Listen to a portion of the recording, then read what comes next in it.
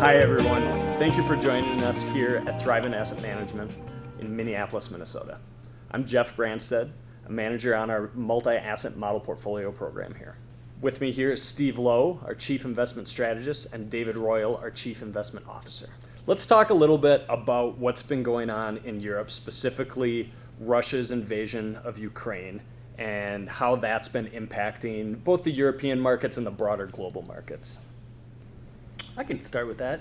You know, what's been particularly interesting to me about this geopolitical crisis has been how much it's looked like some past geopolitical crises. We looked at 28 major geopolitical events since the beginning of World War II, and the average market decline was 15 trading days, and the market went down about 6%.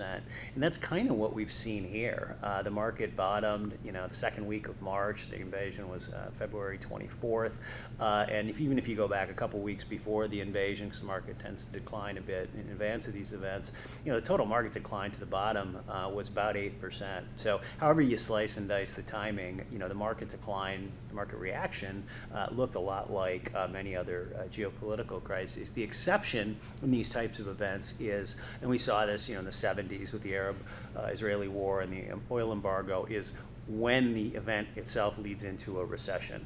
And that's when you can see a much longer duration to a bottom. But as Steve and I will talk about a little bit, that's not what we're anticipating, certainly not in the short term. What do we see kind of going forward with Russia and their economic dependence on oil and the other countries, specifically Germany and the rest of Europe, that have bought a lot of their oil? Will they continue to do that? Is that going to be a factor going forward? Yeah, I think so. The biggest impact is on Europe, which depends heavily on Russian oil and Russian gas. Yeah. About 25 to 30% for both of them. So if you look at the inflationary impact, gas prices have shot up in Europe, particularly natural gas prices, and their producer prices, which are really wholesale prices, have gone to rates up to 30 to 40%. So it has a significant impact on the European economy. Russia's economy is struggling too. It is much, much smaller and much less important to the world. As far as the global economy, what matters is the European Union and the impact there. And the danger is that that inflation and the high gas prices and energy prices will trigger a recession. And there's a fair probability of that, and also just dampen consumer demand, and you've seen signs of that. So the economic impact of the war is largely on Europe, and it affects things globally through commodity prices. But I think that markets have already discounted their current expectations. You saw oil prices rise pretty significantly, and then they've come off as it became clear that Europe is not going to do a full embargo of Russian oil, partly because all that would do is increase prices, which in turn would help Russia. They're going to find someone to buy their oil. Yes, exactly. Yeah, so if Europe's not doing it, then every price goes up. They sell just as much oil as they did, now at a higher price, and they actually come off strong. Yeah, China's already indicated that they'll step in. They'll step in, yes.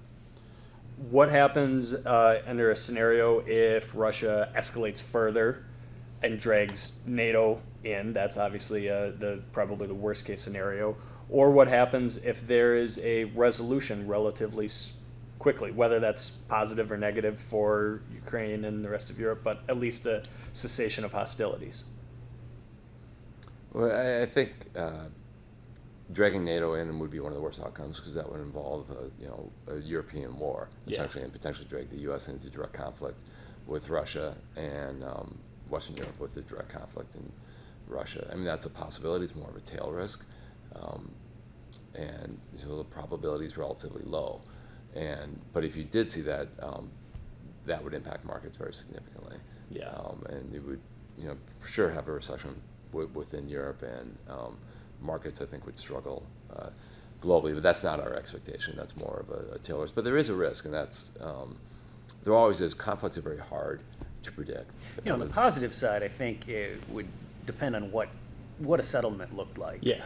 If Russia continues to control eastern Ukraine, you could see sanctions being in place and maybe even ratcheted up over an extended period of time, and there could be the possibility of even something like regime change in Russia, which would be obviously a game changer from a geopolitical perspective. That's hard to discount, but I think going forward, any settlement would really depend on what those terms look like, whether we keep those sanctions in place. But right now, it feels like those sanctions across the European Union, United States, most of the world, vis-a-vis Russia, will probably be in place for quite some time.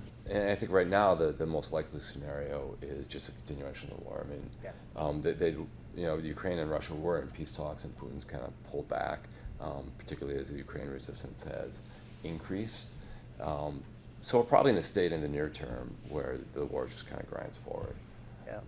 And we feel the market has generally accounted for what's happening. If the war just continues grinding forward, that can't be it can't be anything other than a headwind on the market, but it's not necessarily a crippling factor for markets. It feels to me like the market has largely discounted the events on the ground and trading a lot more based on Fed policy these days. I mean, the complicating factor there is, all the supply chain issues, the energy impacts that Steve talked about in the invasion exacerbate inflationary pressures that were already in the pipeline, even in the second half of last year.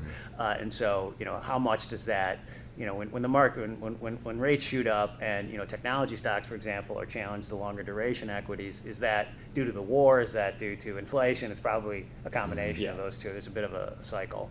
Yeah, it goes to show the level of globalization, as we've seen, pretty starkly in the last few years, how integrated global economies have become, and how ripple effects in one part of the world can trigger all the way through. Yeah, and the supply chain issues that David mentioned are significant. It's not just oil.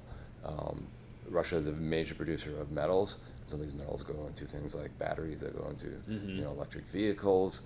And Ukraine and Russia together are major exporters of grains, somewhere around 25+% of grain exports globally. So you could see food prices go up significantly.